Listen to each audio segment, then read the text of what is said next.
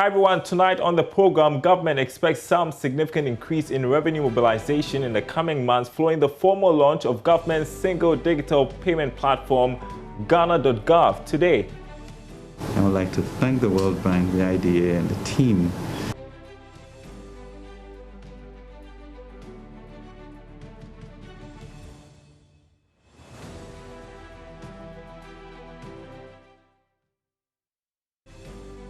Between June 2020 and June 2021. Also tonight, the rise in costs of foodstuff and transportation pushes inflation for the month of June marginally up by 0.3% to 7.8%. And we have a preview of what's coming up on Joy Business Social tonight. Odile Ntiama will be engaging Desmond Ahia, Group Accountant, Bank of England. We'll have a look ahead to that. Thanks for joining us, everyone. Details right after this break.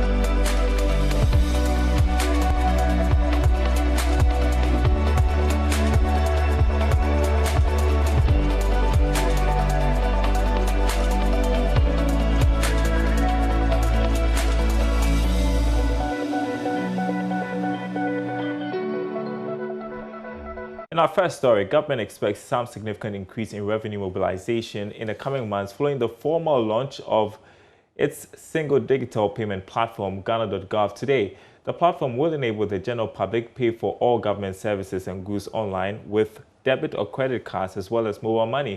The Vice President, Dr. Mahmoud Bawumia, says the online portal will save the economy over 3 million cedis annually.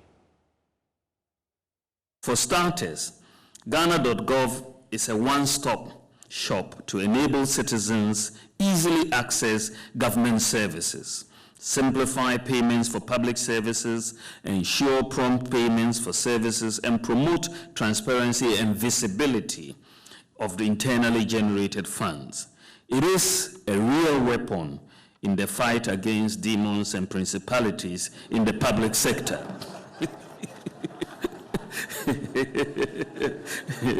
It is really a real weapon.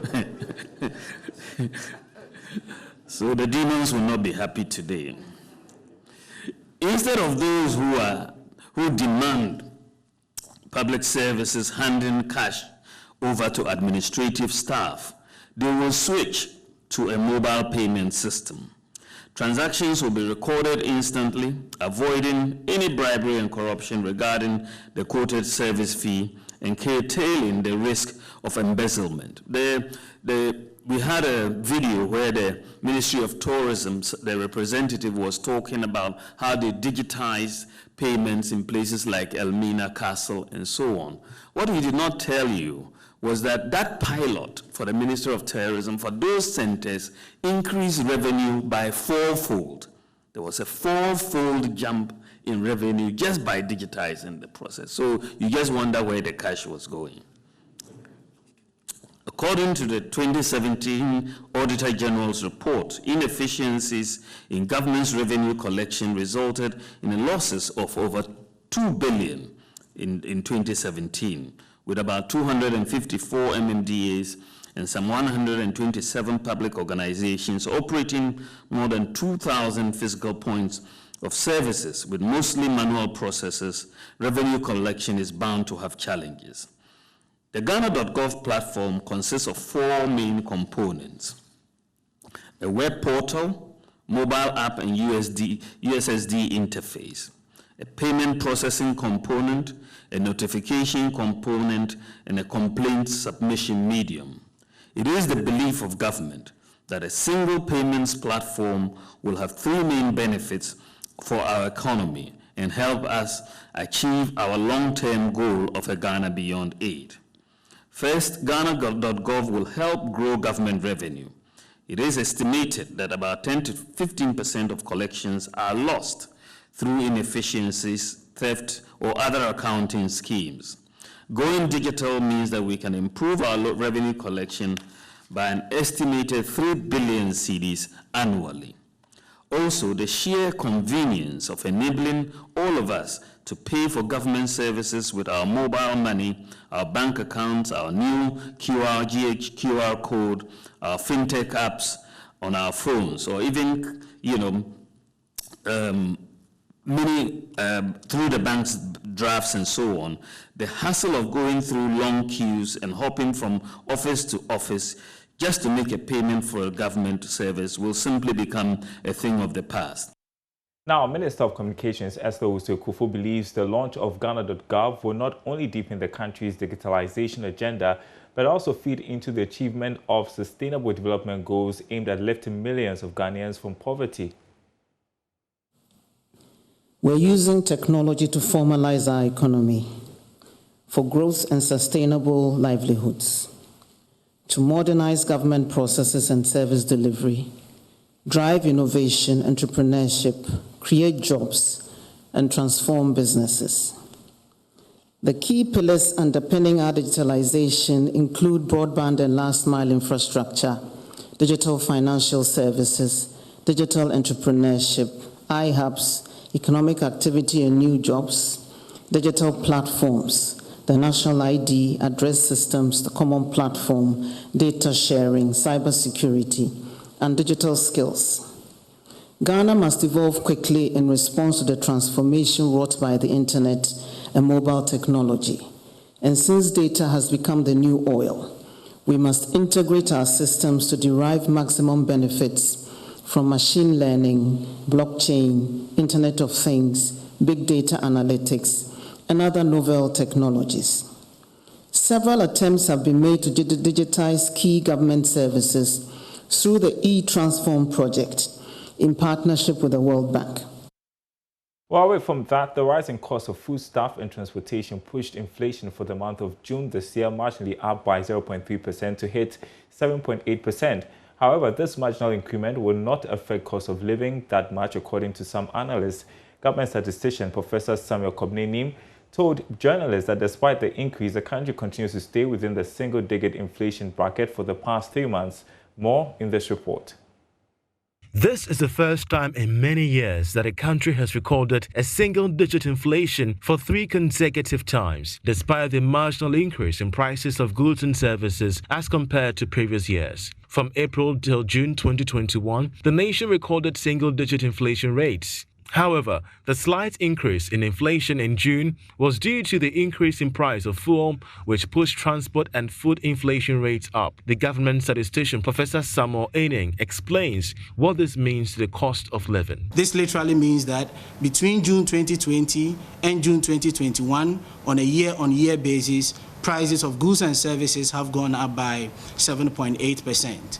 On a month-on-month basis, that is with a CPI of 129.2 for June 2021 and a CPI for May 2021 of 127.6. Between May 2021 and June 2021, prices of goods and services have gone up by 1.3%. It will be recalled that prior to April 2021, we were recording double-digit inflation with the exception of November 2020 and January 2021, where we recorded single-digit inflation. However, from June 2020 up until now, most of our inflation figures have been in the double digits. This is the first time that since April 2020, we have in 3 months recorded successively single-digit inflation. On the other hand, locally produced food items recorded a higher increase in prices more than imported items. From a locally produced item and an imported item point of view, we see a differential inflation rate of 0.9%, with locally produced items recording recording 7.9% relative to 7.0% recorded for imported inflation, 7.0%. It will be recalled that in May 2021, we had parity between locally produced items and imported items, ranging from housing, water, electricity, and gas through transport to education services. We had 2 out of the 13 divisions recording inflation rates higher than the overall inflation figure of 7.8. Specifically, these 2 divisions recorded inflation rates that are 5.5 percentage points at least higher than the overall average. Specifically with housing, water, electricity, and gas recording 14.2 for the month of June 2021, and transport recording an inflation figure for the month of June 2021, 13.4%. Unlike food inflation, the year-on-year non-food inflation rate went down in the month of June from 9.2% to 8.2%. All right, you're watching Business Live. We are taking a short break. Still ahead in the bulletin, we'll bring you the Joy Business van. We will be at the factory of Mind Snacks. There you see the CEO, Elizabeth Okoro, who is building a superfood brand right after this break.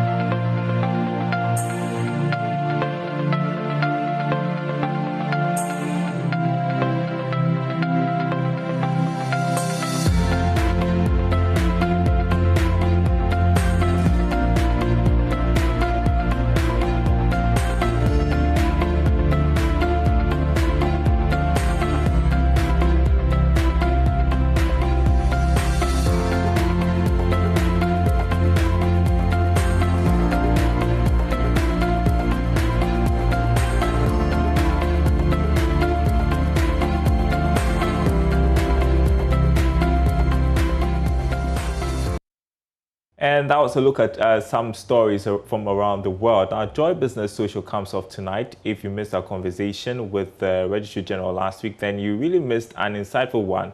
And tonight, Odelia and Tiama goes one-on-one with Desmond Ahia, Group Accountant, Bank of England.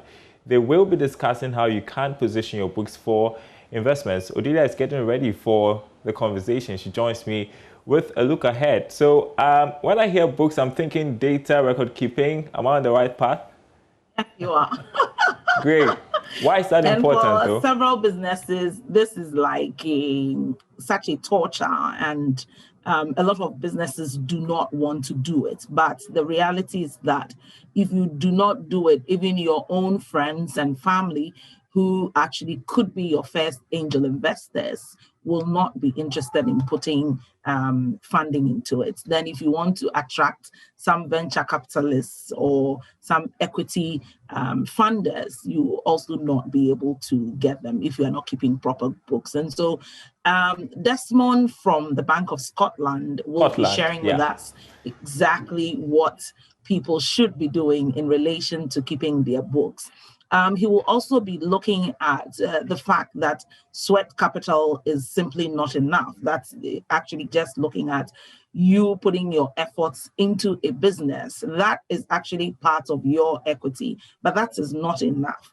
Once you have the books to show, and once you can prove to your investors that you can stay profitable in the present and in the future, then you are actually doing some real business. I mean, I had a prior conversation with him before the live event that's going to happen at 6. And I said, look, I think that one of the key things entrepreneurs are afraid of is to face their reality that, for example, through their books, they can tell that this is not a viable business. And for them, sometimes you're so emotionally attached to the business that you don't want to let it go. So these are some of the things we'll be looking at. It'll be on Facebook. Yes, it will be on Facebook, it will be on Zoom, and then it will also be on LinkedIn. We'll share the link on all our platforms. But just in case you haven't been able to send your questions ahead of time, you can do it on 0244 604224. Then, if you also want to join us via Zoom and really get up close, you can also just send a message to this number I've shared, and the Zoom link will be shared with you. All right, we'll join you. Head of Joy Business, Odilia Ntiamwa there. Thank you so much. From banking to project management, Elizabeth Okoro has got a fair taste of the world of work, but nothing quite beats her true passion, making healthy food. Today on the Joy Business Van, the CEO of Mind Snacks takes us to her factory where her flagship superfood granola is produced. Here's her story. Hello, Joy Business Van. My name is Elizabeth Okoro, CEO of Mind Snacks, and welcome to our factory.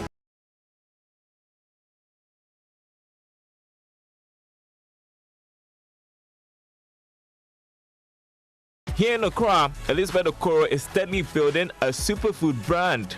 It's been quite a journey. I was always a science student. I obtained a bachelor's in science from King's College London. Initially, I'd wanted to study medicine. Considering the fact that I was always good at science, so that was a natural path for me. But after doing biomedical sciences and obtaining my bachelor's degree, I was ready to be done with school. I couldn't foresee another 6 or 7 years still studying. So I started working in banking. I was working in an investment bank in London. After a couple of years, Elizabeth decided to come back home. She continued with banking for a while, then she decided to change paths. She started a career in project management at an infrastructure company. After 4 years, I'd also reached, I'll say, my limit as to what I felt that I was able to give to the company and to the business. So I quit. I quit without a plan. I had just had enough. It didn't feed my passion. And I was at the point where I'd wake up in the morning and I wasn't excited. I wasn't happy to go to work. And, you know, it was always a struggle to get to work. And I didn't want to be doing something that didn't feed my passion. So I quit without a plan. I didn't have anything lined up. And I was home for quite some time. I was home for a couple of months. Being home gave her the opportunity to reflect on what she wanted to do with her life. Elizabeth got an idea that birthed a business. Something that I've always loved is food. Anybody who knows me will tell you how much of a foodie I am. And I'm always coming up with new recipes, experimenting with new ideas on what to eat next. When I wake up, it's what I'm eating for lunch, what I'm eating for dinner.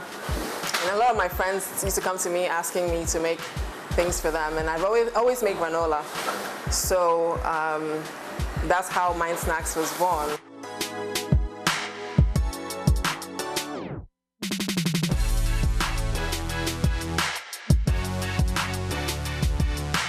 Granola is a breakfast meal and snack consisting of rolled oats, nuts, honey and other sweeteners such as brown sugar and sometimes puffed rice that is usually baked until it is crisp, toasted and golden brown.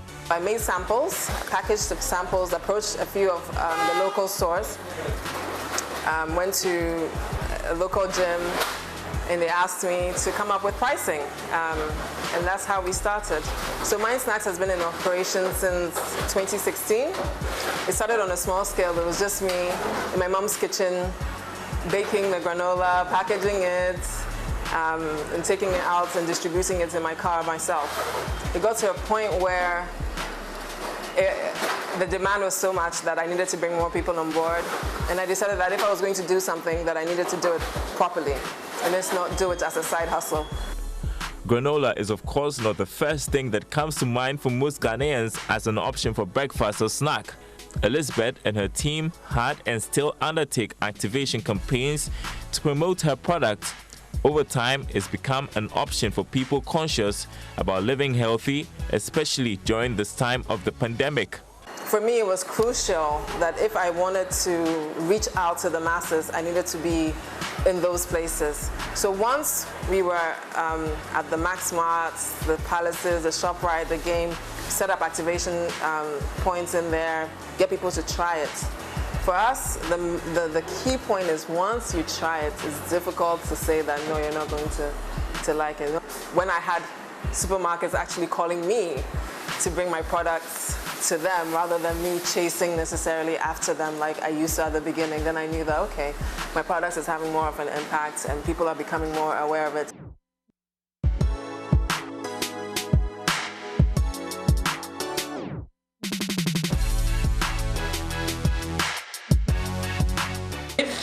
You put a product together and you realize that the label is not straight, don't just add it to the box. Make sure you put it aside. Another thing, as you can see, Mind Snacks has grown from producing just a few boxes to supplying major supermarkets in the country.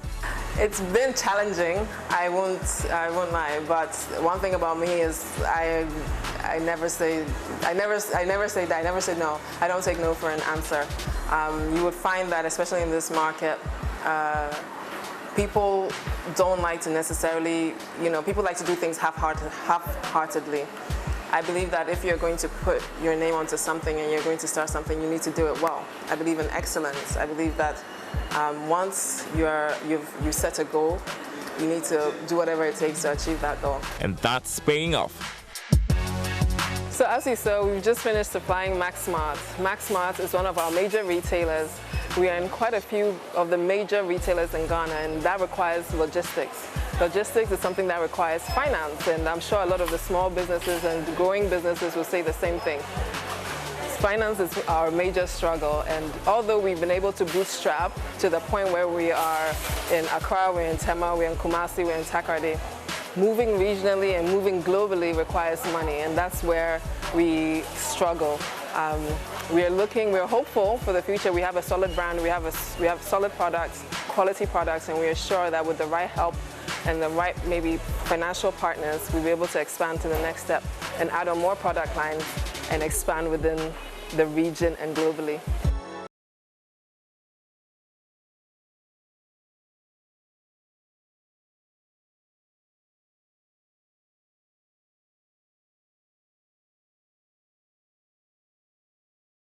And that's our program. Goodbye.